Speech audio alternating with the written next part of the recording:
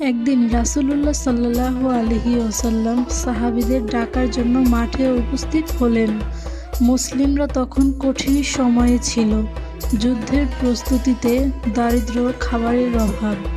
রাসূলুল্লাহ সাল্লাল্লাহু আলাইহি ওয়াসাল্লাম বলেন, যে যতটুকু পারো আল্লাহর রাস্তায় নিয়ে আসুক। সাহাবীরা মনোযোগ দিয়ে শুনল। সাহাবীরা বাড়ি ফিরে গেল। কেউ অর্ধেক সম্পদ নিয়ে এলো, কেউ কিছু কাপড়, কেউ কিছু খাবার। হযরত ওমর রাদিয়াল্লাহু তাআলা আনহু ভাবলেন, আমি আজ আবু বকরকে ছাড়িয়ে যাব। তিনি তার ঘরের অর্ধেক সম্পদ নিয়ে এলেন। রাসূলুল্লাহ সাল্লাল্লাহু আলাইহি ওয়াসাল্লাম জিজ্ঞেস করলেন, ওমর, তুমি তোমার পরিবারের জন্য কি রেখে এসেছো? ওমর রাদিয়াল্লাহু তাআলা আনহু বলেন, ইবাদত ও অর্ধেক সম্পদ রেখে এসেছি। হযরত আবু বকর রাদিয়াল্লাহু তাআলা আনহু ঘরে ঢুকলেন। তার সব জিনিস ছোট একটি ঝুলিতে রাখা হলো। তাকগুলো খালি। পরিবার শান্ত চোখে তাকিয়ে আছে, মনে ভরসা ও ঈমানের আলো। হযরত আবু বকর রাদিয়াল্লাহু তাআলা আনহু মনে মনে বলেন, সব কিছুই আল্লাহর জন্য। রাসূলুল্লাহ সাল্লাল্লাহু আলাইহি ওয়াসাল্লাম নিরাপদ থাকলেই হলো।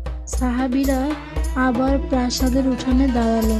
প্রত্যেকে তাদের দান উপস্থাপন করল।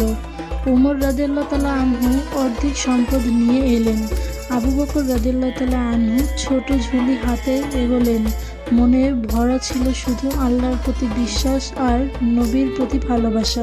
আবু বকর রাদিয়াল্লাহু তাআলা আনহু এগোলেন সামনে, ঝুলি হাতে। চোখে কোনো অহংকার নেই, আছে নিঃস্বার্থ ভক্তি। সবাই চুপচাপ তাকিয়ে আছে। আবু বকর রাদিয়াল্লাহু তাআলা আনহু ফিসফিস করে বলেন, আমি তাদের জন্য আল্লাহ এবং রাসূল রাখলাম।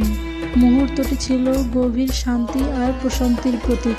রাসূলুল্লাহ সাল্লাল্লাহু আলাইহি ওয়াসাল্লাম 2 হাত উঁচু করে আবু বকরের জন্য দোয়া করলেন। সাহাবীরা মাথা নিচু করে দাঁড়িয়ে শ্রদ্ধা জানাচ্ছিল। আলো যেন আল্লাহর রহমতকে প্রতিফলিত করছে।